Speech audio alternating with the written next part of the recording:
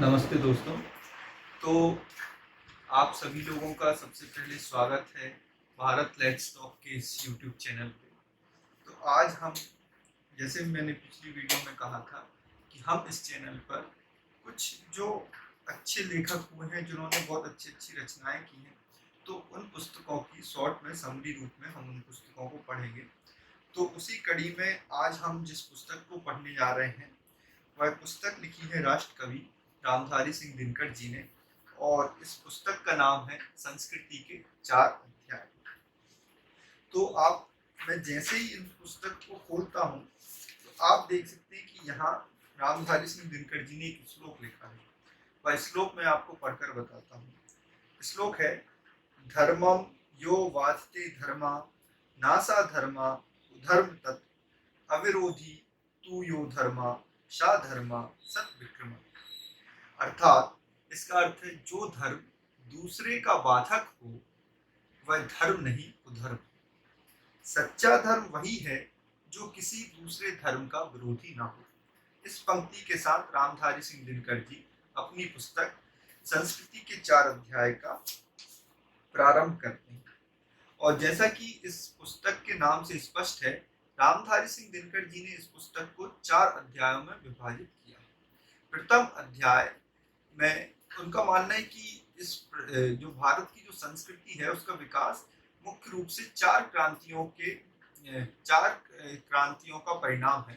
प्रथम क्रांति वो मानते हैं आर्यों और आर्योत्तर जो लोग हैं उनकी संस्कृति का मिलन, मतलब जब आर्य भारत में आए और जो लोग भारत में रह रहे थे उनकी संस्कृति आपस में मिली और एक नई संस्कृति का जन्म हुआ, तो एक क्रांति वो उसको मानते हैं।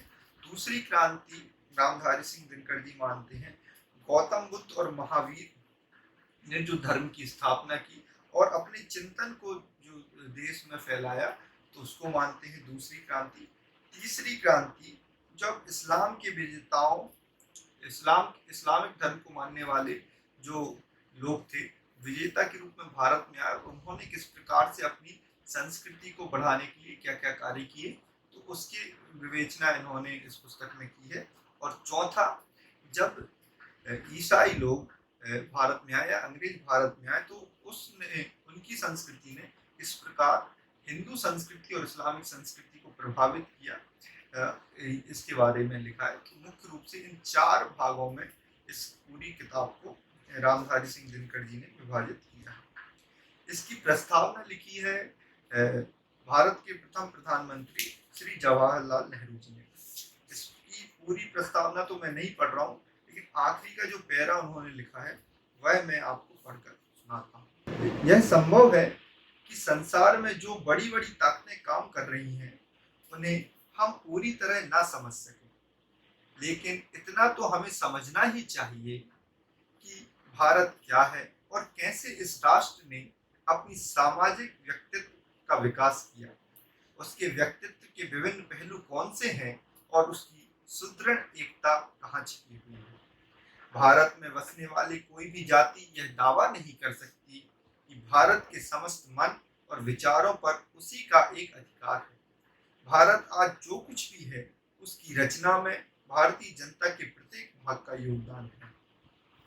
यदि हम इस बुनियादी बात को नहीं समझ सके तो हम भारत को भी समझने में असमर्थ रहेंगे, और यदि भारत को हम नहीं समझ सके तो हमारे भाव और विचार और काम सब के सब अधूरे रह जाएंगे, और हम इस देश की ऐसी कोई सेवा नहीं कर सकेंगे जो ठोस और प्रभावशाली हो। तो यह प्रस्तावना के रूप में इसका आखिरी जो पैराग्राफ है जो जवाहरलाल नेहरू जी ने लिखा है वो मैंने आपके बीच में पढ़ा।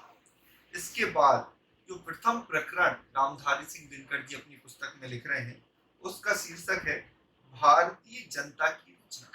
अब हम इसके बारे में जानेंगे कि इस प्रकरण के अंदर रामधारी सिंह दिनकर जी क्या लिखते हैं। हम देखते हैं कि तो दोस्तों अब हम देखते हैं कि प्रथम प्रकरण जिसका शीर्षक है भारतीय जनता की रचना, इसके बारे में रामधारी सिंह दिनकर जी का क्या मत है। तो वह लिखते हैं कि मनुष्य पहले पहल कहाँ उत्पन्न हुआ, यह प्रश्न मनोरंजक है, क्योंकि जो अलग अलग लोग हैं, अलग अलग सभ्यता या धर्मों को मानने वाले लोग हैं, वह अपने अपने हिसाब से बताते हैं कि मनुष्य का प्रथम जन्म कहाँ हुआ। जैसे ईसाई लोगों का मानना है कि मनुष्य का प्रथम जन्म सीरिया में हुआ। कुछ लोग मानते हैं कि नहीं, ये दक्षिण अफ्रीका में हुआ होगा, क्योंकि वहाँ पर चिंपैंजी और बंदर की प्रजातियां ज़्यादा पाई जाती हैं। कुछ लोगों का मानना है कि यह भारत में हुआ, पंजाब में हुआ। तो एक संस्मरण वो याद करते हैं 1952 के कांग्रेस अधिवेशन का। तो मैं आपको पढ़ के बताता हूँ। भारतीय इतिहास कांग्रेस के गलियारे भारतीय इतिहास कांग्रेस के ग्वालियर वाले अधिवेशन में सन 1952 ईस्वी सभापति के पद से भाषण देते हुए डॉक्टर राधा कुमुद मुखर्जी ने यह कहा था कि आदि मनुष्य पंजाब और शिवालिक की ऊंची भूमि पर विकसित हुआ होगा। यह बात के प्रमाण मिलते हैं। मुखर्जी महोदय का मत यह दिखाता है कि मनुष्य भारत में ही उत्पन्न हुआ था और इसी देश में उसकी सभ्यता भी विकसित हुई। पंजाब से हिमालय के पास मनुष्य का आदि जन्म, फिर सिंधु की तराई में कृषि सभ्यता का विकास और सिंधु के पठार में भारत की प्राचीनतम सभ्यता का अवशेष पाया जाना, ये सारी बातें आपस में एक दूसरे को पुष्ट करने वाली हैं। और अजब नहीं कि अध्ययन और खोज करने पर मुखर्जी महोदय का अनुमान सत्य ही प्रमाणित हो। तो इनका अभी ये कोई निष्कर्ष पर नहीं है, इनका ये ऐसा है कि अलग अलग लोग अलग अलग प्रकार से अब बता रहे हैं कि मानव की उत्पत्ति कहाँ पर हुई। और फिर इसके बाद इनका जो मत है, तो ये जो कह रहे हैं कि सबसे ज्यादा युक्ति संगत जो अनुमान है वह यह है कि भारत में अगर मानव की उत्पत्ति हुई है तो वह दक्षिण भारत में कहीं हुई होगी। और दक्षिण भारत सबसे, क्योंकि दक्षिण भारत सबसे पुरानी धरती है, ऐसा इनका मानना है। और लगभग आज से 30 लाख वर्ष पूर्व दक्षिण भारत में मनुष्य रहा होगा, यह अनुमान पंडित सादर मानते हैं। सन 1935 ईस्वी में बड़ौदा राज्य के वादनगर स्थान में लघु मानव का एक 30 इंच लंबा कंकाल मिला था, जिसे वैज्ञानिक आदि निग्रो का कंकाल समझते हैं। तो ऐसे कुछ प्रमाण अलग अलग हैं कि सब अलग अलग लोग मान रहे हैं कि कहाँ कहाँ वो उत्पत्ति हुई होगी। अब एक जो है, जैसे कुछ विकासवाद वाले लोग मानते हैं, उनका विकासवाद का सिद्धांत है कि मानव की उत्पत्ति बंदरों से हुई है, या धीरे धीरे बंदरों का विकास होता गया और हम मानव के रूप में बने। लेकिन कुछ लोग मानते हैं कि मनुष्य की उत्पत्ति हमेशा मनुष्य के रूप में हुई और विभिन्न विभिन्न स्थानों पर मनुष्य की उत्पत्ति ईश्वर ने करी। तो इस अनिश्चय के बीच अधिकांश पंडित यह मानते हैं कि भारत में जो भी लोग मौजूद हैं, उनके पूर्वज इस देश में अन्य देशों से आए और अन्य देशों से आकर ही उन्होंने आपस में मिश्रित होकर इस देश के जन समूह की रचना की, जिसे हम भारतीय जनता कहते हैं। और भारत की मिट्टी पर अनंत काल से कितनी विभिन्न जातियां, कितने प्रकार के लोगों का समागम होता रहा है। यह किस्सा भी काफी मजेदार है।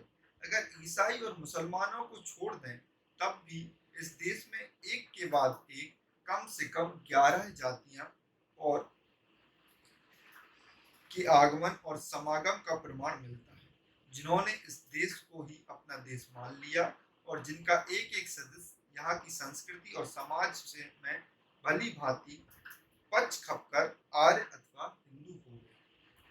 निग्रो, ऑस्ट्रिक, द्रविड़, आर्य, यूनानी, यूची, शक, अवीर, हूण, मंगोल और मुस्लिम आक्रमण के पूर्व आने वाले तुर्क, इन सभी जातियों के लोग कई झुंडों में इस देश में आए और हिंदू समाज में दाखिल होकर सब के सब उसमें उसके अंग हो गए। असल में हम जिसे हिंदू संस्कृति कहते हैं, वह किसी एक जाति की नहीं, बल्कि इन सभी जातियों की संस्कृतियों के मिश्रण का परिणाम है। यह रामधारी सिंह दिनकर जी अपना चिंतन लिख रहे हैं। इसके बाद जो शीर्षक उन्होंने दिया है आदमी की नस्ल पहचानने वाले शास्त्र। तो दोस्तों, हमने अभी पढ़ा था कि रामधारी सिंह दिनकर जी लिखते हैं कि भारत बहुत प्रकार की जातियों आकर भारत में बसी, और जो हम आज संस्कृति, भारतीय संस्कृति देखते हैं, ये विभिन्न प्रकार की जातियों की जो मिली हुई संस्कृति है, जिसे हम आज आर्यन संस्कृति या हिंदू संस्कृति बोलते हैं। लेकिन अब इस बात का निर्धारण कैसे होगा कि ये अलग अलग जातियां हैं, यह प्रश्न उठता है। क्योंकि हम जब देखते हैं तो रहन सहन, खान पान, वेशभूषा में लगभग लगभग सब लोग बराबर एक जैसे ही हमें दिखते हैं और प्रतीत होते हैं। तो उसमें एक चीज है, रामधारी सिंह जी लिखते हैं कि जन विज्ञान की पहली कसौटी रंग की है। जन विज्ञानियों का एक साधारण विश्वास है कि गोरे रंग के लोग आर्य वंश के हैं, और जिनका रंग पक्का काला है वे आर्योत्तर अथवा आर्यों और आर्योत्तर जातियों के बीच जो वैवाहिक मिश्रण हुआ उनका उन पर काफी प्रभाव है। खोपड़ी की लंबाई चौड़ाई देखकर भी नस्ल की पहचान की जाती है। इसी तरह नाक की ऊंचाई, चौड़ाई, उसका खड़ा या चपटा होना भी आदमी की नस्ल को इंगित करता है। फिर आदमी का कद या डील, उसके मुंह या जबड़े का आगे बड़ा या ना बड़ा होना भी नस्ल की पहचान है। तो यह कुछ पहचान है। रामधारी सिंह दिनकर जी बताते हैं कि इन पहचानों के आधार पर हम बोल सकते हैं कि भारत में विभिन्न प्रकार की जातियां भारत में आकर बसी। तो जैसे एक दूसरी दृष्टि से अगर हम विचार कर रहे हैं तो उसमें कह रहे हैं, एक दूसरी दृष्टि से विचार करने पर भारतवर्ष के 4 प्रकार के लोग मिलते हैं। एक तरह के लोग वे हैं जिनका कद छोटा, रंग काला, नाक चौड़ी और बाल घुंघराले होते हैं। इस जाति के लोग अक्सर जंगलों में बसते हैं। ये ही लोग हैं उन आदिवासियों की संतान हैं जो आर्यों और द्रविड़ों के आगमन से पूर्व इस देश में आकर बसे थे, और जो शायद जंगली जीवन के आदी होने के कारण अब तक भी शहरों से दूर जंगलों में ही रहने को सुख समझते हैं। दूसरे तरह के लोग हैं जिनका कद छोटा, रंग काला, मस्तिष्क लंबा, सिर में बाल घने और नाक खड़ी और चौड़ी होती है। रंग और कद में ये प्रायः आदिवासी लोगों से थोड़ी समानता रखते हैं। ये द्रविड़ जाति के लोग हैं जिनके पूर्वज कदाचित आर्यों से भी पूर्व इस देश में आए थे, और उन्होंने पहले पहल भारत में नगर सभ्यता की नींव डाली थी। तीसरी जाति के लोग का कद लंबा, वर्ण गेहुआ या गोरा, दाढ़ी मूछ घनी, मस्तक लंबा तथा नाक पतली और नुकीली होती है। ये आर्य जाति के लोग हैं।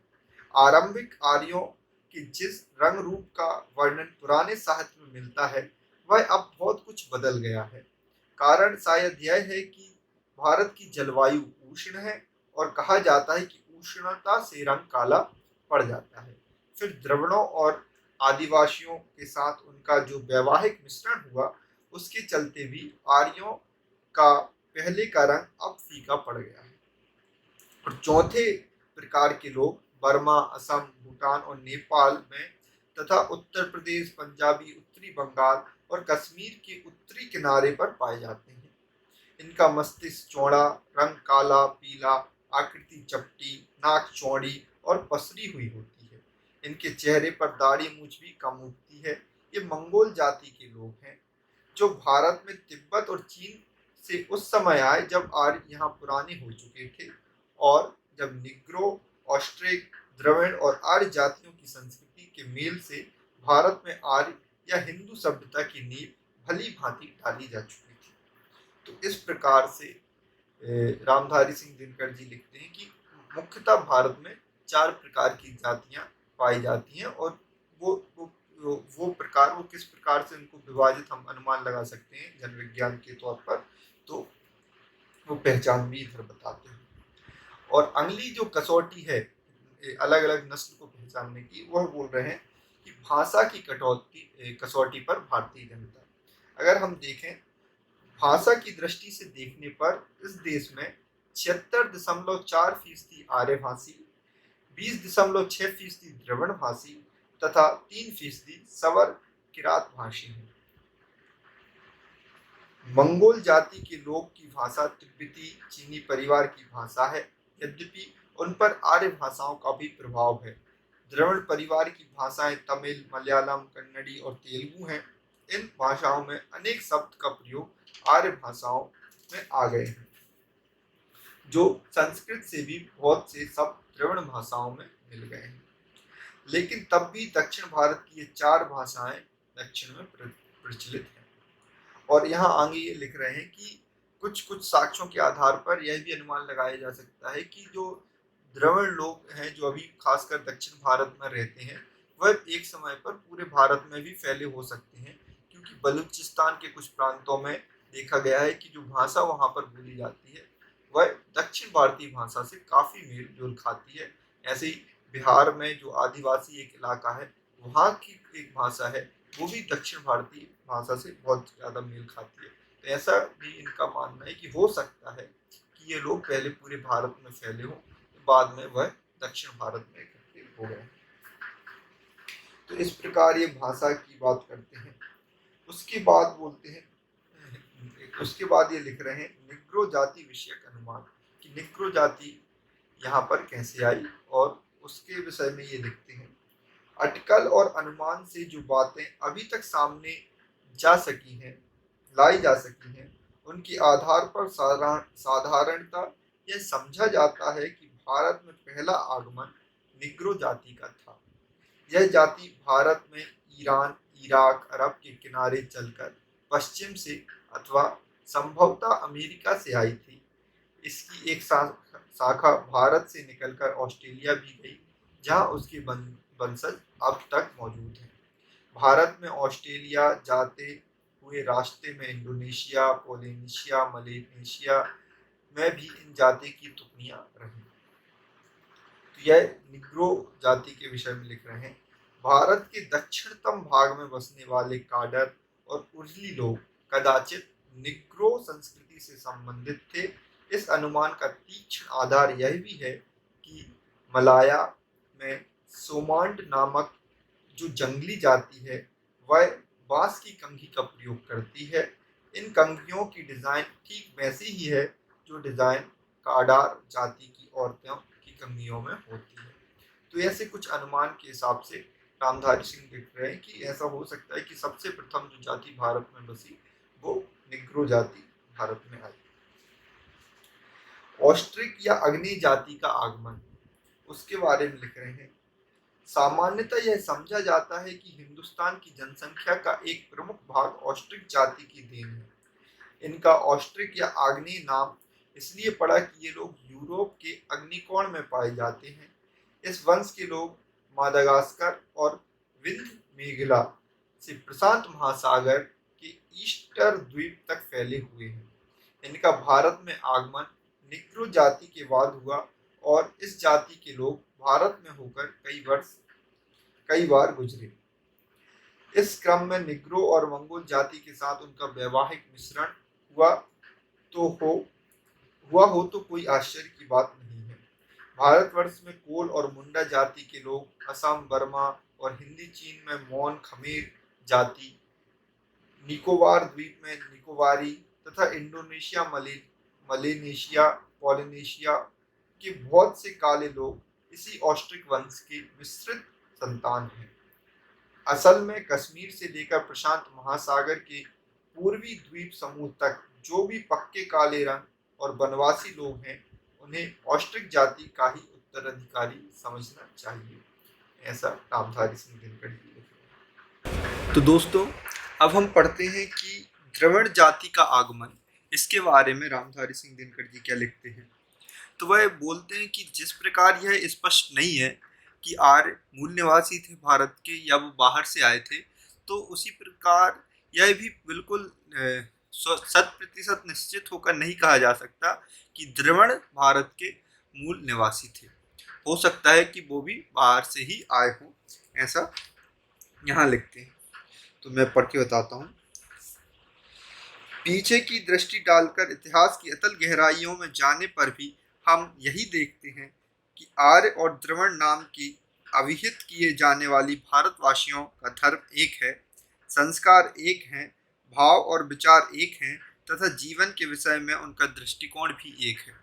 तो हम जब देख रहे हैं कि द्रविड़ और आर्य में क्या भेद है, तो वो बोल रहे हैं कि लगभग सब सेम है। बस एक चीज का जो मुख्यतः अंतर जो पाया जाता है वह पाया जाता है भाषा का अंतर। भाषा का अंतर कि उत्तर भारत की भाषा हिंदी है, अलग है, और दक्षिण भारत की भाषाएं अलग है। तो वह है। अब देखिए, आर्यों और द्रविड़ों का सांस्कृतिक मिश्रण इतनी सघनता से हुआ है कि उसके विलगाव का प्रयत्न कठिन है। मुख्य कठिनाई यह दिखती है कि जब से हमें लिखित प्रमाण मिलने लगते हैं, इन दोनों जातियों की पारस्परिक मिश्रण की प्रतिक्रिया उससे पहले ही संपन्न हो चुकी है। अतएव आर्य कहाँ से आए और द्रविड़ कौन थे, इस संबंध में जो कुछ भी कहा जाता है उसे मुख्यतः अनुमान मानना चाहिए। यदि दक्षिण भारत का आर्यों से पहले का इतिहास कुछ ज्ञात होता तो कठिनाई इतनी नहीं रहती, किंतु जैसा डॉक्टर नीलकंठ शास्त्री ने लिखा है, जैसे उत्तर भारत का इतिहास आर्यों के आगमन के साथ आरंभ होता है, वैसे ही दक्षिण का इतिहास भी आर्यों के दक्षिण आगमन के बाद ही मिलने लगता है।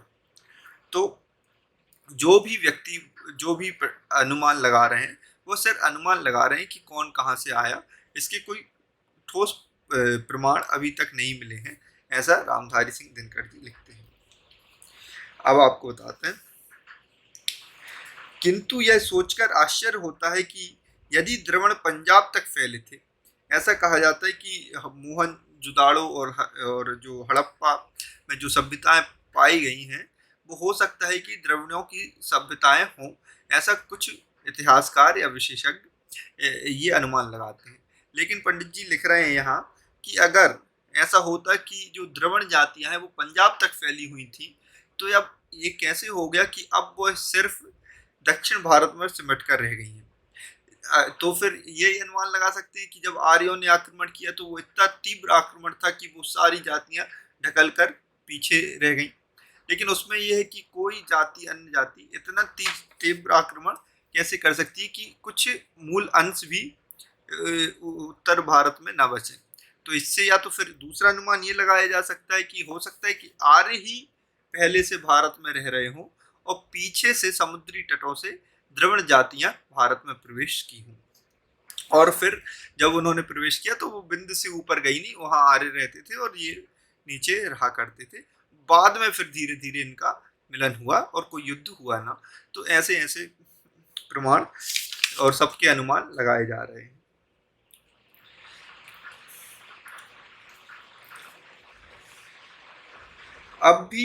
अब सभी इतिहासकार मानने लगे हैं कि द्रविड़ जाति प्राचीन विश्व की अत्यंत सुसभ्य जाति थी और भारत में भी सभ्यता का वास्तविक आरंभ इसी जाति ने किया था।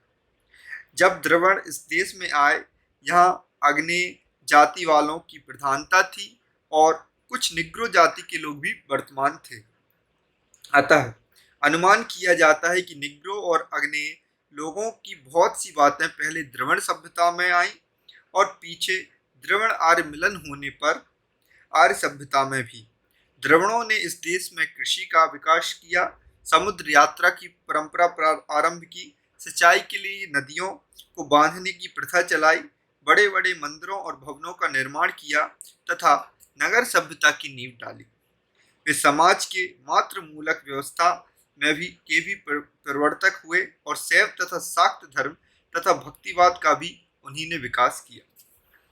तो ये द्रविड़ जातियों के विषय में रामधारी सिंह दिनकर जी ये लिखते हैं। तो इस प्रकार से जो हमारा प्रथम खंड था भारतीय जनता की रचना, तो यह पूर्ण होता है। इसके बाद हम जब दूसरा प्रकरण है आर्य द्रविड़ समस्याएं, जो मुख्यतः जो आज का हॉट टॉपिक रहता है पॉलिटिक्स का, वो जो है कि उसके बारे में अब रामधारी सिंह दिनकर जी क्या लिखते हैं वह हम अगले वीडियो में पढ़ेंगे। तब तक के लिए आप सभी का धन्यवाद। ओम नमस्ते।